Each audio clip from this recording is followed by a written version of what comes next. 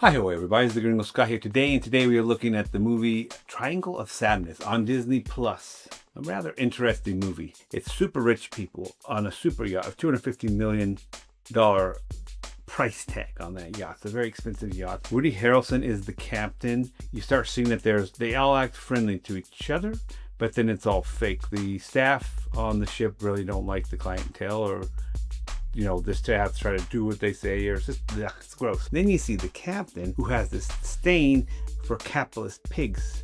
I like this one. The last capitalist we hang will be the one who sold us the rope. Karl Marx. Oh. Chaos ensues at some point. The ship sinks, and about 5 of them end up stranded on an island. And that's where we get to see, because there's discussion on the ship about with communism versus capitalism. On paper, communism should work best here on an island type situation. Subscribe, will ya? Limited people, doing things, sharing resources. What's gonna happen? Surely it worked great. Right? Dive into this one. Where does the thesis appear in this film? Once they're on the island, the staff manager makes an announcement. She says, everybody, we're going to share in the food together. So I'm going to divide. I've gathered up all the food and I'm distributing it equally. Everyone is getting it. She's so proud of herself because she's already made comments about communism and how great it is. She loves it. She's like, everybody gets it. Little does she know, the act of being the distributor of the said resources already gives her more power than everyone else has. Then comes something even worse for that plan of communism. Comes in a woman, the toilet manager, which is like she's the toilet manager, or was the toilet manager on the yacht. She gets there. She also comes in the life rafts. They're like the orange sub type things, like super awesome. You know what I mean? Like you can definitely survive in those. Up to 24 people. It's got plenty of food. It's très bien. But there's something else she can even do, which is crazy. She can fish and make campfire. The other Europeans, who are super tamed humans, apparently, they don't even know how to make a campfire, and so they can't do anything. They're like, and she does that for them, and it takes time. And then when they get to doing the dividing up the food that night, For you, for me, for you, for me, for you, for me. What's that? It's mine. Yes? No. What? No. Why do you get so much food? I caught the fish. Yes? I made the fire. And? I cooked. I did all the work.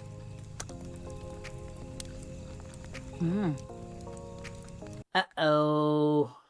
Flaw in communism. all you need is one person to be like, hey, I do more work. I deserve more. With food comes power. And she uses it. She could have shared equally had she really believed in the cause of communism. She would have shared equally. And then she would have required everyone to learn how to fish and everyone to learn how to make campfire. She didn't want that though. Film actually knows what the real danger is that trumps this woman that collects fish and does the fire and gives her power.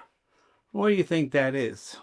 What is literally keeps everything in place and allows peace and nations and everything? That would be male violence. It tends to be males that have that level of extreme violence, who the women know, the Asian one and the female model, that would be the toilet manager, they know that the male model is a danger, that he's strong, and so they do what women are good at. They're able to control at the level of social. What? Don't point at her. Put your hands down. Okay, all right. Just let me say though. Put your this hands is- down. I'm trying to defend myself. My Don't hand. defend yourself. You are inflicting pain on her by defending yourself. She's like getting on it right away because she knows where that can go. Because ultimately, he who's strongest and commit violence controls everything. They could, if they wanted, the men in the group or the people, they could just say, lady, you're gonna catch this fish because you work for us, you see. And until you're ready to catch some more fish on a leash that we make for you, you are not doing anything. I mean, you can literally take it to that level. And so it kind of goes. Yes, the distributed resources is very important, but violence is king. But even in this movie, at one point, the ladies are hiking, and it's the Asian woman who's the leader, the queen now or whatever, and the other one, the young model, she says, hey, Wait, you managed to run a fucking matriarchy, Abigail? You've domesticated all the old alpha males. Yeah. that traditionally is what it is. The alpha males are the ones that will resort to violence often. And then in fact, that toilet manager brings in that male model as for having sex with and to bond with in order to control her. You're going to sleep in the escape pod with me and we'll be in there together, because she needs to. Every leader, you may not be the strongest, but you're going to get your strongest guys. And they answer to you. They don't answer to the other people. Violence can always trump resource control. So, strong ones boss others, even if the others have more stuff? I get it. What about real life? Now, in real life, every system lives under laws, contracts. Nations only exist because they are backed by threat of violence. These paper rules, these contracts, and these laws mean nothing if there's not a group of normally, mainly men with guns to enforce them. And let's say you break a contract and I'm angry, then I'm going to go through a system that directs. If they really fight, they might go to court. If they refuse to go to court, then the cops might get involved. And the cops are the largest gang in town.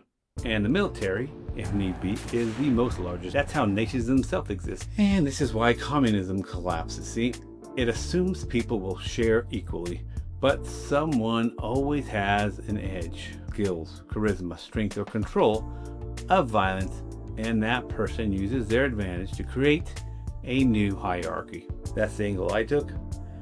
Don't forget to leave a comment and subscribe. Peace! Yeah, wait. You like videos about movies, TV shows, and even documentaries that we actually take and we find out what they can teach us on how to live better lives, or in some cases, what to not do, then you should pick another one of these videos here. Oh, and don't forget to subscribe, or look, just subscribe, please.